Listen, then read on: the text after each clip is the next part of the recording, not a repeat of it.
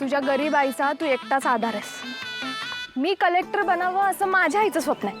तसंच तुझ्या आईनं बी तुझ्यासाठी काय ना काहीतरी स्वप्न बघितलंच असेल की. हो आहेत की बघितल्यात स्वप्न. मग काम कर त्याच्यावरती.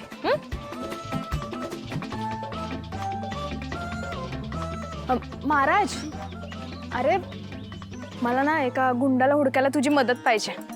सांगा की 1000दा करेन. त्याच्या ना छातीवर एक टॅटू गोंदलेला आहे आणि सुरुवातीचं अक्षर मास आहे.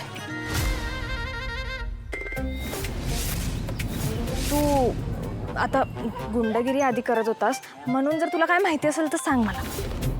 होय होय होय होय. काय केलंय त्याने? काय आगाऊपणा केला का त्यानं? नडक्यात हाणतो त्याच्या. अरे नाही नाही, आगाऊपणा नाही.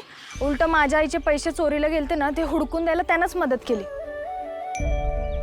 इन्स्पेक्टरने त्याचं नाव नाही सांगितलं, कोणीतरी शुभचिंतक आहे एवढंच म्हणले ते. आणि म्हणून मला त्याला थँक्यू म्हणायचंय. मग मी ओळखतो की, काय टेन्शन आहे? का तू गुंड आहेस? नाही. हा मग महाराजला हुडकू देत आणि तू या असल्या फंदात पडू नकोस.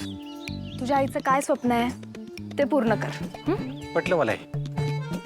महाराज बघ तेवढं काय होतं. हो. शोधा बी द्यायचं नाही ना. गौरी, मी काल रात्री विचार केला ती टॅटूवाली जी बाई आहे ना गोंदणारी, तिच्या बोलण्यात मला पॉईंट वाटतोय बरं का. रात्र कशासाठी असते? झोपायसाठी ना. मग विचार कशाला करत बसलास? मी पाठ विचार केला तरी बी तिच्या बोलण्यात मला पॉईंट वाटतोय. शंकर, मला हे असलं भविष्य आणि हे याच्यावरती अजिबात विश्वास नाही बघ. नाही, माझा बी नव्हता, पण महादेवांनी शुभसंकेतच तसं दिले आहेत. आता बघ ना, तो टॅटूवाला शुभचिंतक कोण, कुठला तो? त्याने तुला पंचायतीच्या टायमाला मदत केलीस ना, आणि आज तू त्याला ओळखतेस. म्हणजे तुझं आणि त्याचं काहीतरी कनेक्शन आहे.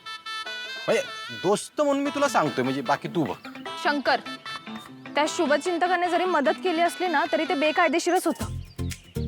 अरे इंदूच्या भावाला मारहाण केली त्याने. अगं तशी त्याला गरज वाटली असेल म्हणून त्याने मारहाण केली असेल, पण मनाने पोरगं चांगलं वाटतंय मला. एवढाच जर चांगला असता ना तर तो माझ्या समोर आला असता. या असल्या लोकांना माझ्या आयुष्यात जागा नाही. अशी कशी जागा नाही?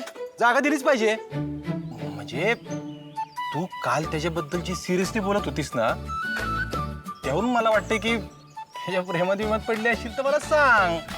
म्हणजे दोस्त म्हणून दोस्ताच्या प्रेमात मदत करणं हे कर्तव्य, आणि ते मी करणार. शंकर, कितींदा सांगितलं तुला की सुतावरनं स्वर्ग गाठायचा बंद कर म्हणून?